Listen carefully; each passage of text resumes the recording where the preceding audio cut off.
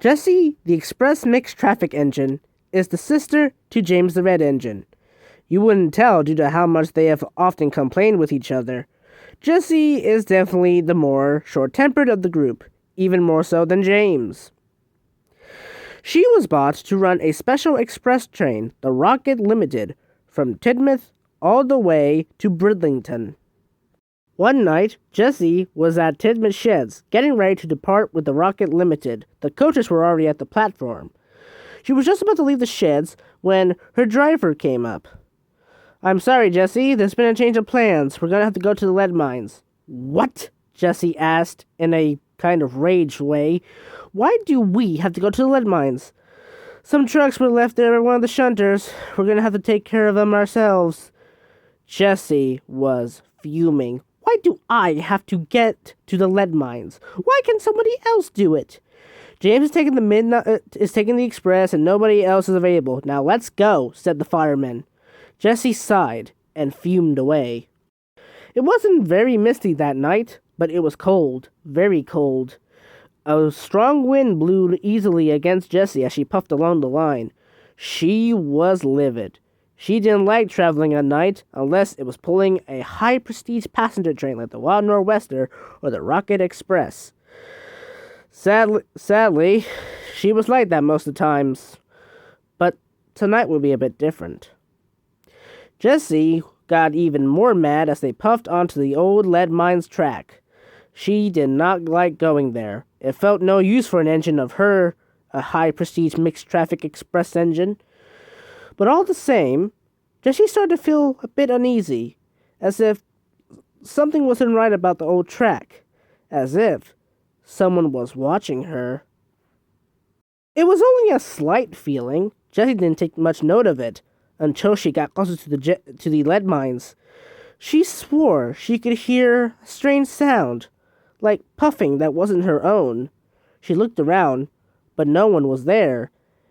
If, in fact, it was only a two-track line, no other engine was there at that time of night, especially at the old lead mines.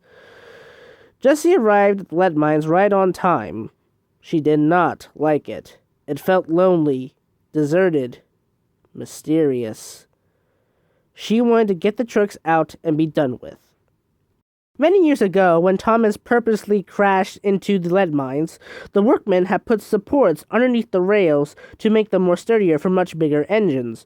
Only engines, like James and Jessie's size, were allowed to go there. This wasn't really the first time Jessie had been to the lead mines, but she definitely felt something was different about this one. This was the first time she'd been to lead mines at night, and she did not like it. "All right, there are the trucks," she said, looking at a long line of trucks. "Now let's get 'em and go." Jessie puffed onto the turntable and was turned around. She puffed onto the siding that had the trucks and backed down onto them.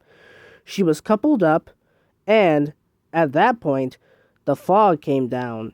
It was a bit more dense than it was before, and Jessie found it a bit odd.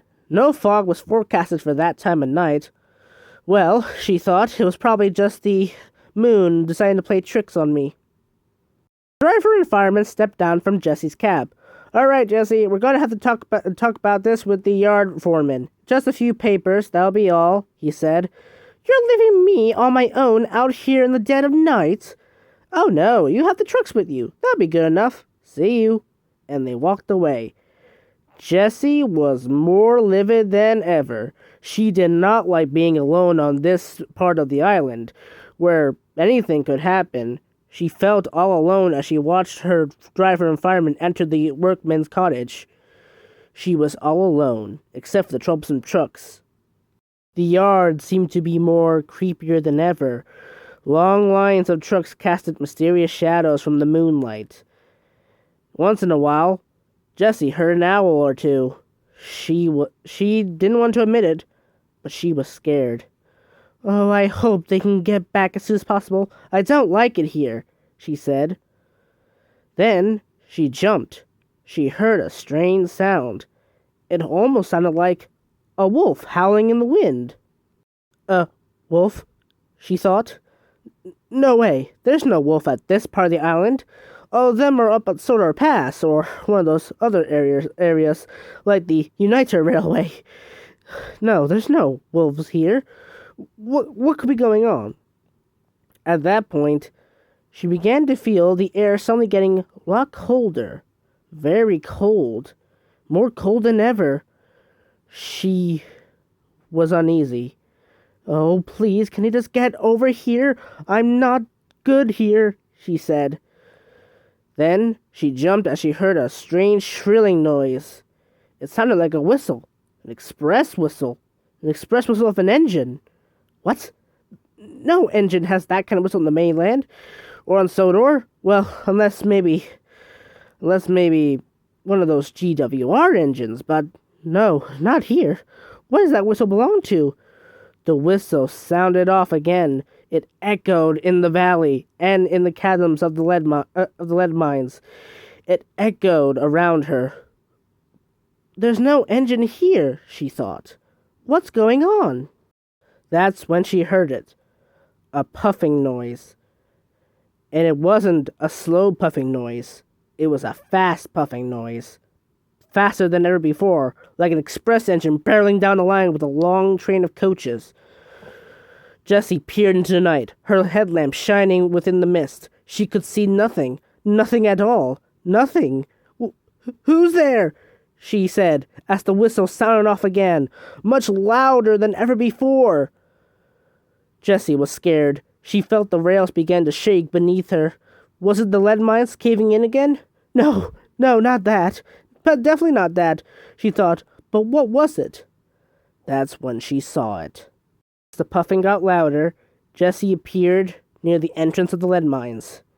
And she saw it. A face. A feminine face. A horrific, demonic, feminine face with red eyes that looked like it was straight out of the devil, with bloody sharp teeth. Blood was all over its face. The engine, or at least what she thought was an engine, looked to be about her size, maybe even smaller, with blood streaming down its face and two express headlamps beaming in unbrightly very large colors. The engine was laughing, like a witch laughter, like a laugh out of a maniac. Jessie shrieked in horror as the engine barreled towards her, shrieking out loudly. "No! Whoever you are, stop! You're going to crash into me!" she said, and closed her eyes. Then it happened. Meanwhile, in the workman's cottage, Jessie's driver and fireman were just finishing the papers when they heard a shrill whistle followed by a loud crashing sound. They barreled outside the door to see Jessie laying partially derailed and her trucks destroyed to smithereens. Jessie, are you all right?" said the driver. Jessie opened her eyes and looked all around. The fog had vanished. She was trembling with fear.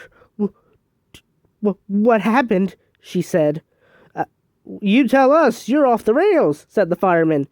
"What do you mean I'm off the rails?" And that's when Jessie realized it. She was off the rails.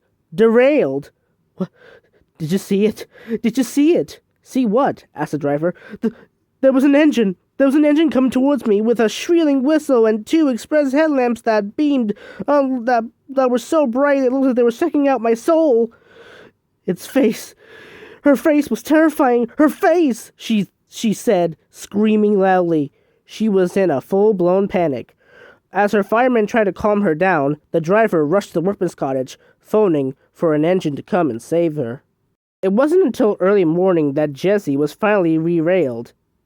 Tom Hack came to survey the damage. "Odd," he said. "No engine was here this part of the line, and definitely there wasn't a cave-in that would have caused this mess.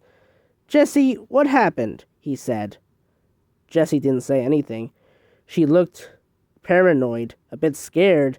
James was there, and he had never seen her sister act like this. "What is wrong with you?" he asked.